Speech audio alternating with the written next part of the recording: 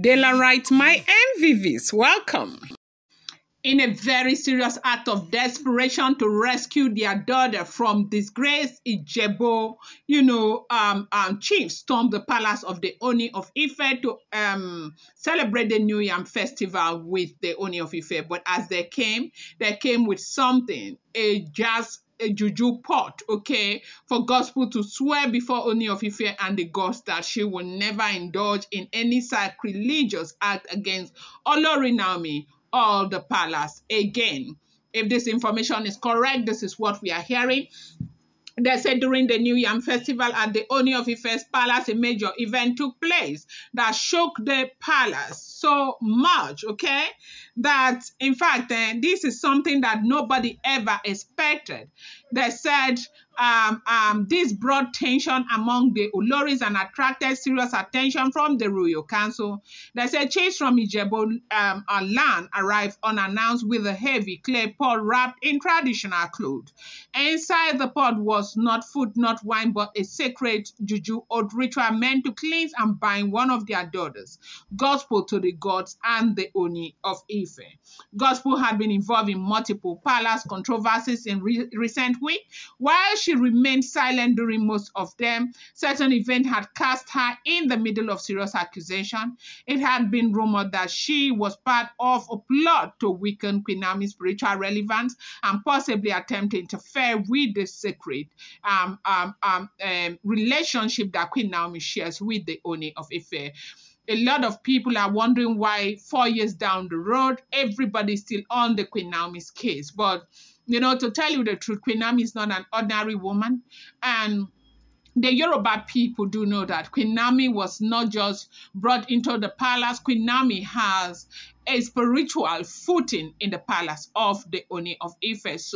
And one of the major reasons why things have been the way they've been with, between Ooni of Ife and Olori Naomi is because of the Oloris. They would never, ever, they would do anything to ensure that Olori Naomi does not return back into the palace. With everything that has gone on after, due consultation and everything, the resolve from the Ooni of Ife and Council of Elders and Iyanifa is that since you are king, you cannot, divorce these women. The best way or action to take is to remove immunity from the stubborn ones. And so when they continue to try and drag Naomi and hurt Naomi, they will be standing on their own, that you cannot power the people who are working against you and your wife. Your immunity is giving them covering. Your immunity is giving them power. Your immunity is giving them everything that you do not know they have right now. And so that is why they are working. So Ooni of Ife resolved that they were going to strip everyone of their immunity, including gospel. Now, removing immunity from a wife in the palace is a serious matter. It doesn't only expose the person to physical and spiritual consequences. It also brings public shame. It signals that the king no longer recognizes her loyalty or sacred bond to the throne. Once this talk begins to circulate, gospel's family, particularly the high chiefs from Ijebu, move quickly to intervene. They have tried everything that is within their power. They have come time and time again. There were some meetings that were never even made public, okay? People didn't even know, but they came. They have sent different kinds of people, emissaries, to come and speak on gospel's behalf. And then Ooni of Ife has vehemently declined that he is going to remove immunity. That's why this time, coming to celebrate the New Yam Festival with the Ooni of Ife. In the interest of those who do not know what the New Yam Festival is, in Africa or in Nigeria, they celebrate the first harvest of every year. Now, it sends a signal to the gods that they appreciate, them for, good produce, okay, farm produce, like for what they are doing. So I don't know how to explain that again. It's what they call New Yam Festival.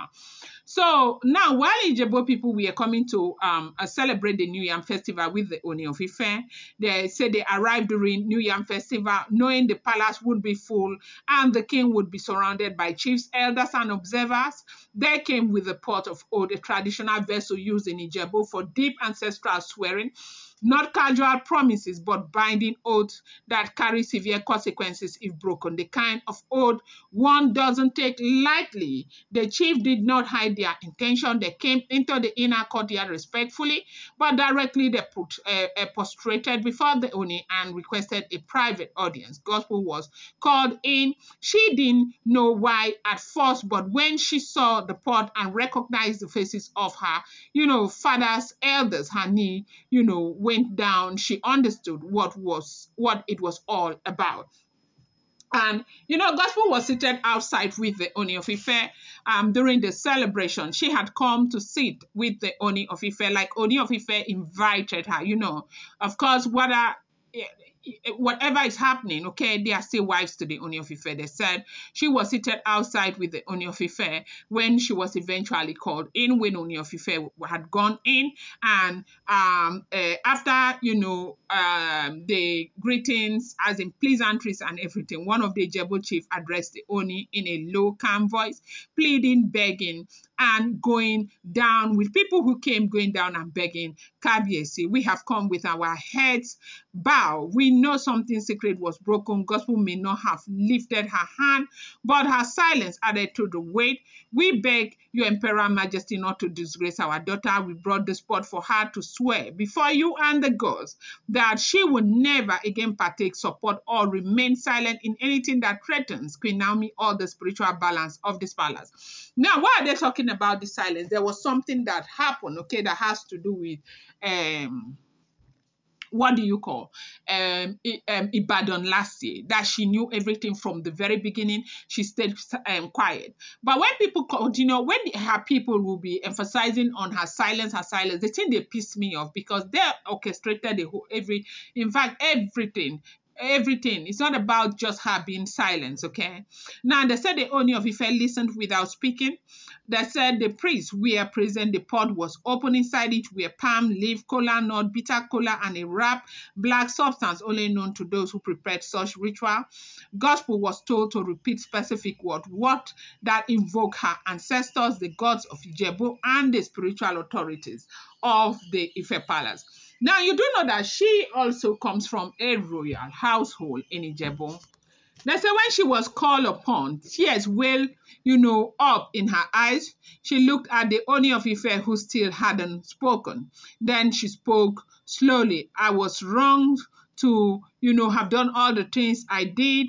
I was afraid of, being targeted by other wives. But, I felt like Olori Naomi was going to throw me out, make them throw me out.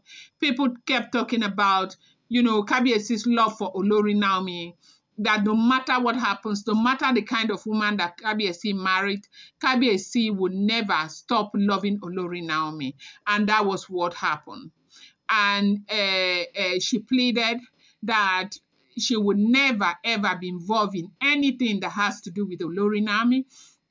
She will never be involved with anybody who is against Olori Naomi, that she has learned her lesson in a very hard way, that the disgrace, the humiliation is even too much for her to bear, that she has gone through so much because of the choice that she made, that she's not going to go through that route again, that she knows that things happen for a reason. Things happen for you to learn. And that she knows that she has been able to learn through her experience.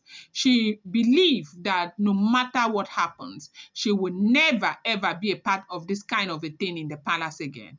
She spoke and spoke and spoke. When she was about to go and take the oath, these are traditional people. They know what they are doing. She turned and she looked at Kabiyesi because maybe she wanted Kabiyesi to stop her. Kabiyesi kept quiet. Now, Kabiyesi kept quiet because Kabiyesi has gone through this trajectory with them again. The reason why they did this oath thing was because of what they heard that Gospel's family did that is the heart of the Ooni of Ife. And they say after she took the oath, Kabiyesi still went ahead and say immunity will still be removed on the 13th. Going to bring you more update. Do not forget that these are all alleged, rumored, unverified information making the rounds on social media and should not be seen as fact.